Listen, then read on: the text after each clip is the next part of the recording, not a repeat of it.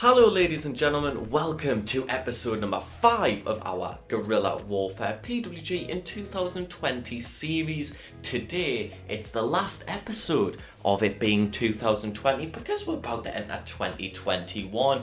Tonight's show is Don't Threaten Me with a Good Time, but the last show, which you might not remember because it was a couple of weeks ago now that it aired, we had Brody King defeat Jordan Grace, Flamita defeat Alex Zane and Ray Horrors, Fred Yehai defeat Tony Deppen, the Rascals faction overcome the Dirty Daddy Chris Dickinson, JD Drake and Jeff Cobb. Chris Hero defeated Daniel McCarvey in a match I'd love to see, and Bandido retained the PWG World Heavyweight Championship over 2020's Bola winner Jonathan Gresham. Chris Hero of course eliminated Bandido on night two of Bola this year.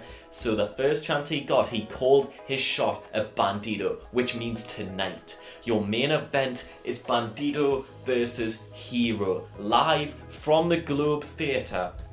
It'll be a big main event. As you can see here, AJ Gray is preparing to debut a Cool Dude gimmick. He will debut next year in 2021 here at PWG. But with that said, without any further ado, it's time for some Guerrilla Warfare. We kick off the show with a tag team match scheduled for 1 fall, where in a bout that had good wrestling and a decent reaction from the crowd, the pairing of Trey Miguel and Zachary Wentz of the Rascals faction were not able to overcome Jonathan Gresham and Jordan Grace, both rebounding from their losses at In Your Eyes, which is of course named after the Weeknd song. They bounced back with a victory in 14 minutes and 58 seconds as John Gresham tapped out Trey Miguel. Grace with a 46, Gresham with a very impressive 72, Wentz with a 46, and Trey gets a 56. A little too short for an important match in the eyes of our audience, which I think is a very mean comment towards Jonathan Gresham. Banter, do you get it? It's because he's not very tall, but yet he could still beat my fucking arse. Next up we have a 58 when a technical bout. In a bout that had great wrestling but didn't have much heat, Fred Yehai defeats Daniel McCarvey in 16:30 with a Koji clutch. Another match which would be great. I would like to say, I am a big fan of Daniel McCarvey. I've had him lose to Fred Yehai here tonight. If anyone is watching this, like, why is McCarvey losing 2 in a row? He's kind of pushing 40, and he's a new star. Someone will have to build up, and I'd rather build up Fred Yehai. He's younger, he's just as good. There's a lot more mileage in Fred Yehai, and to be honest, I do really like Fred Yehai too. If I did have to choose, I think if they were the same age, Daniel McCarvey would win that bout. But yeah, Koji clutch for the victory there from Fred Yehai. He gets 59 to McCarvey's 60. A big win for Fred Yehai, who picks up 2 wins in a row here, coming out of Battle of Los Angeles.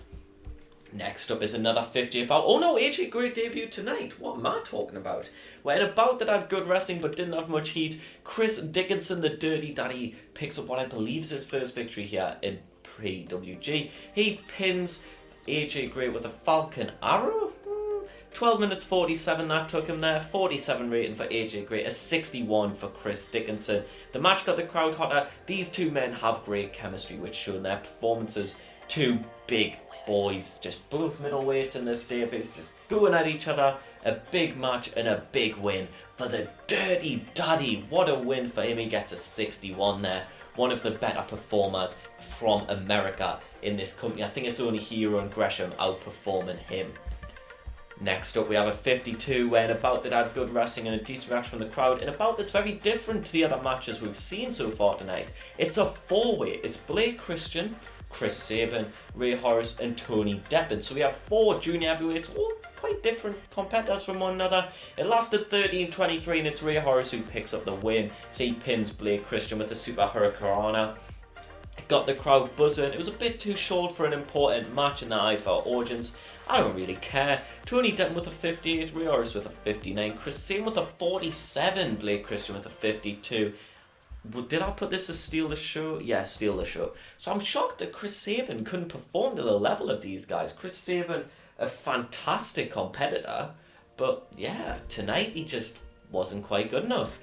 We then have a 60 when a bout that had good wrestling and a decent reaction from the crowd, Brody King, he is on a tear here in PWG. He defeats Alex Shelley, someone else who's been performing well. He pins him in 22-21 with a Gonzo bomb. Shelley with a 55, King with a 56.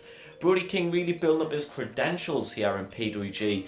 He could be an early outside favourite for Bola 2021 there. You know, it's something that's always on the mind of those PWG fans. But a great match. Really is a bit of a David versus Goliath there. Two very good competitors. And I think that might just take us to our main event now of Hero versus Bandido. It doesn't know. I had one more where in a bout that had good wrestling and a decent reaction from the crowd. Desmond Xavier defeats ACH in 12:50 via pinfall with a 6:30 senton. Two very good high flyers there. ACH with a 55, Desmond with a 52. A little too short for an import match, but you know what am I meant to do? I've got to have a certain amount of like steal the show and high spots matches every show. I can't have high spots matches that are like 20 minutes long. It just doesn't work. But now it's main event time, where in a bout that had superb wrestling and a decent reaction from the crowd, Hero, Bandido. Bandido defeated Chris Hero in 31-23 by pinfall with a Revolution Fly. Bandido makes defense numero dos of the PWG World Heavyweight title, getting a 75. Hero only getting a 59. What? Hero was doing so well. I was rooting for you, Hero. We were all rooting for you, and you dropped the ball, and that is why you're not champion. A 59 with great chemistry. That's a worry. What would his rating have been earlier? You know, his 73 rating for the match is fantastic. We will praise Bandido, we will praise Chris Dickinson, we will praise John Gresham. I'm very disappointed in Chris Hero because he's been arguably the star of the series and he's not done good enough there, which is a colossal shame. I had high hopes for a minute for that bout. I was expecting big things, but Chris Hero, he's let us down there. We are now currently advancing to Sunday week 4th December. Usually I'd kind of maybe just talk a little bit or leave it, but I think this time we're just going to talk it through because we can advance one more day after that, and that will take us to January of 2021, where we can see the end of year rewards. I have never got to this point of a save yet on TEW 2020. That is how little of this game I've actually been able to play. So I am quite intrigued to see how the awards will go. Even if we only did start the save in maybe September, I'm still looking forward to getting the awards.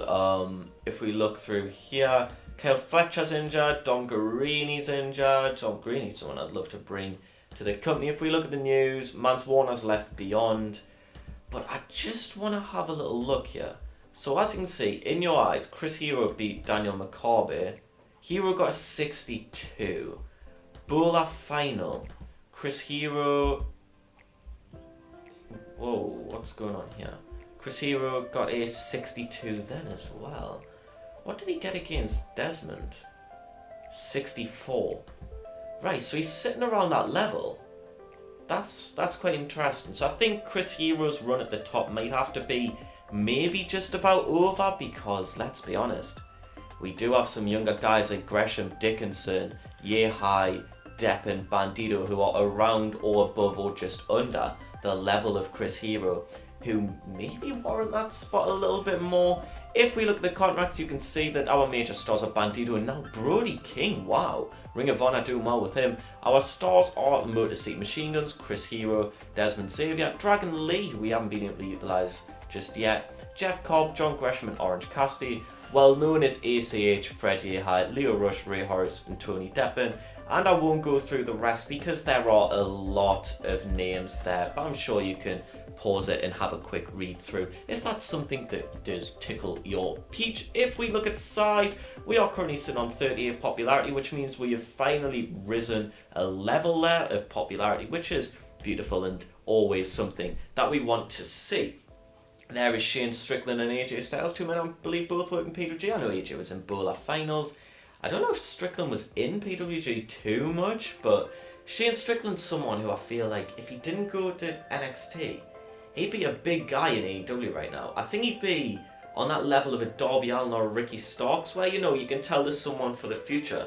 I think Shane Strickland's a phenomenal competitor, and I do always like to book him in saves when I can, but I do kind of wish he didn't go WWE. I wish if he just held out a little longer, if he went to AEW, he would have so much hype to him right now, rather than just being another guy in that company that's full of just bad personalities. Like, every time I go on Twitter or Reddit, it feels like there's just something else about that company that's popping off.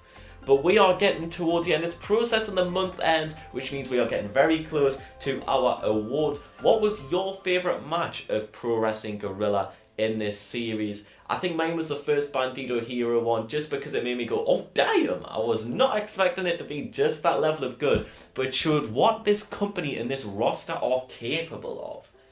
And I think that give it about 9 months to a year where we can build up some more people, get some stories going, find out who can do what well, then I think we could really have some fantastic bouts on our hands as Tetsuya Naito has won Wrestler of the Year. He is currently competing for New Japan, of course. He doesn't have either belts in this, does he? No, so this must have started before he won his Intercontinental Heavyweight Championships back from Evil. So what's he done for New Japan then? If we have a quick look here, a lot of light blue. He's had some great matches there, hasn't he? Got 97 against Jay White. Fucking hell. Evil retained the gold over him as well in the 90. Yeah, I don't think Evil's pulling a 90 match in a singles bout, not gonna lie. I don't think Jay White's pulling a 97, but it is what it is. If we look at Company of the Year, we have New Japan. It's always New Japan, isn't it? Who is to be shocked by that? Their champions currently, if we have a look, the G1 was won by Kota Ibushi for the second year in a row. That's realistic. Fair play. Heavyweight champion is still Evil. He is yet to defend the belt, which is probably for the best. Intercontinental champion is now Kota Ibushi, the G1 Climax winner. Took the Intercontinental title just a week later. Junior Heavyweight Champion is Hiromo Takahashi, of course. Junior Heavy Tag Champs are Roppongi 3K. They've held the belts for almost a year. The IWGP Tag Team Champions are vacant, so something's happened with one of Tenkoji. The US Champion is Sonada in a title reign that I'm sure won't be boring at all. Never Openweight Champion is Shingo Takagi. And the 6-man Tag Champs are, of course, Bad Luck Fale and the Gorillas of Destiny, because that's what those belts needed. 3 wrestlers who aren't really that good. Tag Team of the Year is Kota Ibushi and Hiroshi Tanahashi, which makes sense too. Phenomenal competitors. Match of the Year was Kota Ibushi defeating Kazuchika Okada to win the G1 Climax tournament. Fair play, that sounds like an absolutely fantastic bout. Show of the Year was Destruction in Kobe, which was in September. So if we have a little look, let's see what happened in Destruction in Kobe. I'll go even further back than the G1. So we got an 88, Naito beat Ospreay in the main event, Tanahashi defeated Toru Yano in the semi-main, Sonata Suzuki, Takagi versus Nagata, Dangerous Tekkers beat Tenkoji. Fair enough. Some quite good matches there. A fair few pre-show bouts, which is weird. Young Wrestler of the Year is El Cuatrero, who is a man that, I'll be honest, do you know who he is? Because I fucking don't. But fair play to him, he's got some good attributes. He's very over in the nation of Mexico. He's related to Cien Caras and Sanson. Not the midfielder from Marseille, which is a joke that some people will get, some people might not. Which is every joke ever, really. But yeah, he's been the CMLL World Middleweight Champion. He fought for the CMLL World Tag Team Championships and the Occidente Trios titles, which really does speak volumes about just how many championships are in the company of CMLL. Veteran Wrestler of the Year is Hiroshi Tanahashi. First time he's ever won that award, so congratulations. You are now old, Tanahashi, but you've still got it, son. Female Wrestler of the Year is Asuka of WWE. How's she been doing this year? Anything good from her? Let's have a look. And as we can see here, she's had a fair few green matches. Not quite hitting those light blue matches, but maybe in a year or two she might get there. A lot of victories over Mickie James. Yeah, a lot of fucking hell, that's a lot of victories for over Nia Jax at first. Unlucky Nia Jax, but yeah. Asuka seems to beat everyone apart from the Raw Women's Champion Sasha Banks, so unlucky to her. Independent Wrestler of the Year is Will Ospreay. What? Okay, TEW, how does that work? Does that mean Okada? How? What? Is that because he works for RevPro in Melbourne City? Because that's mad. He should not be able. He should not be eligible for that award, TW. Like, that's one on TW as well. If we look at what he's done in Melbourne City, he defeated their former Commonwealth and former heavyweight champion Slex. And he's turned up in RevPro multiple times to defeat Mark Haskins, Shaw Samuels, Dan Maloney, and Chief Deputy Dunn for the RevPro undisputed British heavyweight matches. I mean, Ospreay Haskins could be a good match. The rest of them, including that one to be fair, I would never watch. Manager of the Year is Paul Heyman, because who else would take it? Announcer of the Year is Dr. Alfonso Morales, who looks slightly different in that picture. Colour Commentator of the Year is Milano Collection AT, which from what I've heard makes complete sense. Referee of the Year is Aubrey Edwards. Congratulations to her! Jeff Hardy is looking to stay with WWE, isn't that great? Ben Kay, wow, he's the Dreamgate champion in Dragon Gate. Well done to him. Rush has cracked his tailbone. Shingo Takagi's staying with New Japan. Alex Shelley's apparently leaving Impact. They would be dumb to do that because he's fucking fantastic. And now it's time to go through our company's top hundreds. So, the year of 2020, we held 6 events, although half of them were in one weekend, with those, of course, being Battle of Los Angeles. The best event was by far Night 2 of Bola. Mystery Vortex, our first event, being by far the worst. Top 100 matches. So, if we go to the top 7, because they're all in green, Dragon Lee defeating Laredo Kid and Fred Yehai. They were the 2 bottom-rated matches of our top 7. Which is fair play. Dragon Lee has 3 singles bouts on the top 7. His victories over Freddie and Laredo Kid, and then in 5th place his defeat against Ace Age. Dragon Lee is someone we are going to have to utilise very well. In 4th place comes Bandido for defeating Jonathan Gresham to retain the World Heavyweight title. 3rd place comes Bandido defeating Chris Hero in this episode, which shows how good Bandido is, because that wasn't a great performance from Hero. Motor City Machine Guns, Ebola Night 2, defeated ACH and Leo Rush in a 73, but the match of the year was Chris Hero beating Bandido at Night 2 of Bola this year. It got a 74. Am I able to, see that? Yeah. So Hero got 63 in that one. Wow. So yeah, he is good, but I think he's not going to be able to have that run that he had in, I think, 2016, where he had that last year or so, coming off the indies, where he just fucking went for it. Fair play to him, it was phenomenal. Bandido with a 70 there. He is by far the best person we've got here. Attendances, 629 was our best. No buy rates, no ratings, no viewerships. And so, that leaves us ending 2020. Bola was won by Jonathan Gresham. The World Heavyweight Champion is Bandido, who's retained it twice now. And the World Tag Champs are the Motor City Machine Guns, who are yet to defend their tag team titles. We do need to get on that.